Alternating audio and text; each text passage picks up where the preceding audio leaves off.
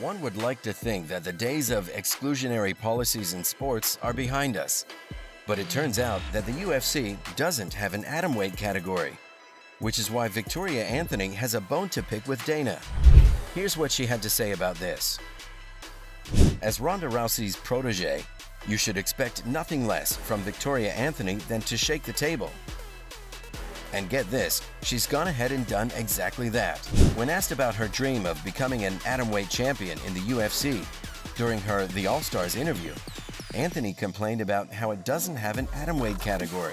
In fact, she went on to explain that Ronda was also told that women would never be a part of the MMA realm. But today, she's among some of the icons of the sport. And thanks to Ronda's success, Victoria is inspired to create what she wants.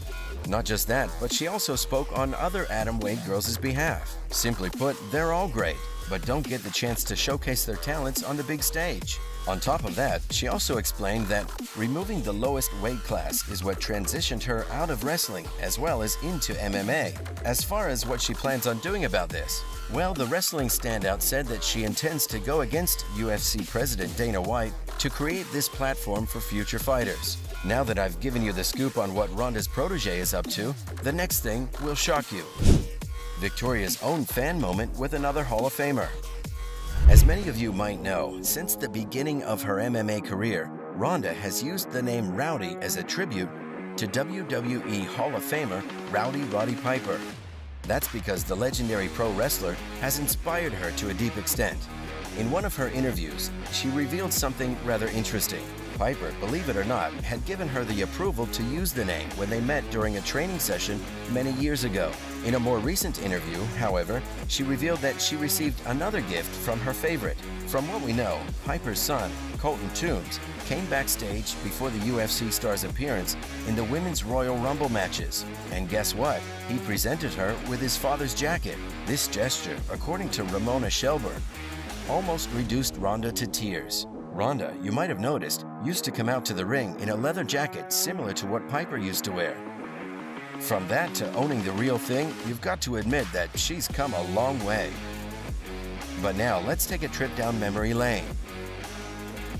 Here are some of the key moments on our road to WrestleMania. Let's kick off our timeline with her first big win. As far as we know, Ronda, who started training with her mother at the tender age of 11, had the first of her many successes at the age of 17. This was in 2004 at the World Junior Judo Championships in Budapest, Hungary. Briefly, she placed first in the under 63 category at the tournament, and that too after fighting off some of the world's best up-and-coming talents. For instance, it took her only 4 seconds to overcome China's Jingjing Mao in the final. So, as you can see, she's always had a spark. And sure, she might have failed to secure a medal at the 2004 Athens Olympics. But there's one thing we love about her. Rousey didn't give up. She made a comeback in 2018 with a bronze in Beijing.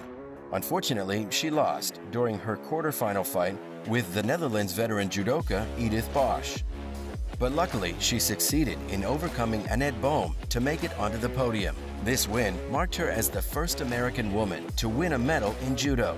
But it seems that there was a change of plans after this big moment, because even though her success in the Beijing Olympics tipped her to win a gold at the 2012 Olympics, despite multiple warnings from her coach, Ronda retired from judo immediately after the 2008 Olympics. Instead, she took up a place at the Hayastan MMA Academy to train under expert fighter and trainer Gokor Chivichian. And that's how she was able to expand her skill set. After training for some 2 years or so, she made her MMA debut in August 2010. And boy, what a debut it was! It took her 23 seconds to force opponent Hayden Munoz to tap out. What's more, she claimed her first win using an armbar that you'd know is her signature move in the UFC. And trust me when I say that this was just the beginning of Ronda's rewarding career. Because less than a year after her debut, Rousey secured, in July of 2021, a fight on a Strikeforce card. This would eventually lead her to the MMA's biggest stage, since Strikeforce is the UFC's sister promotion. But this journey was by no means easy for her, because she had Sarah D'Amelio to overcome. Now, even though there were initially delays, Ronda did just that the following month. And guess what? It was with another armbar. In fact, this was the next big thing in her career, her Strikeforce Women's Bantamweight title. In case you didn't know, it was what put her on the UFC's radar. Interestingly enough, it was the first time that female athletes were invited to headline an MMA event, and safe to say, Rousey didn't disappoint. She used an armbar to dislocate Tate's elbow and forced her to tap out after 4 minutes and 27 seconds. This handed her the Strikeforce Women's Bantamweight title and took her record to 13-0-0. With that said, here's another common fact about Ronda. She became the first female to join the UFC. Here's how that went down. She signed with the company in November 2012. And we have to admit that she wasn't given a big unveiling. The contract was, in fact, confirmed by Dana after weeks of rumors during a radio appearance. He broke the news by saying how she was a real fighter with the right pedigree and credentials. Having said that, since Strikeforce was set to stop running, her women's bantamweight title was brought over from the sister promotion. This made her the first female and the first female champion in the UFC. Now, there are very few people in the spotlight who haven't been embroiled in a controversy at one point or another. And Ronda isn't any different.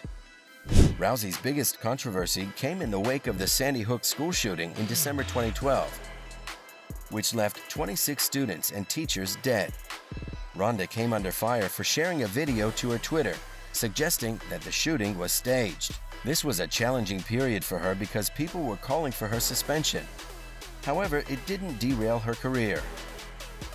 In fact, as UFC became more popular, Rousey's popularity also soared. Because of this popularity, she signed her first sponsorship deal in March 2013. The deal, from what I've gathered, was agreed with the online insurance agency Insuron, and she signed on as the company's spokesperson. In the weeks that followed, Insuron subsequently plastered Rousey's face on its advertising and branding. Now, while there's no way of telling how much she made from this deal, it's apparent that she was adequately rewarded for her time. As for her WWE career, Rousey first appeared in a WWE ring in March at WrestleMania 31. This appearance foreshadowed what would come 3 years later in January of 2018. Come to think of it, it wasn't until February 2018 that it was confirmed that Ronda had signed with the WWE. Her arrival in the industry was confirmed when she appeared at the end of the first ever Women's Royal Rumble match. This reminds us that at the time of her signing, a lot of questions were raised about her ability to act. But Ronda being Ronda, she proved her critics wrong at WrestleMania 34 by putting on the standout display. And there you have it. Here's Victoria's opinions as well as what Rousey's up to and where she's been.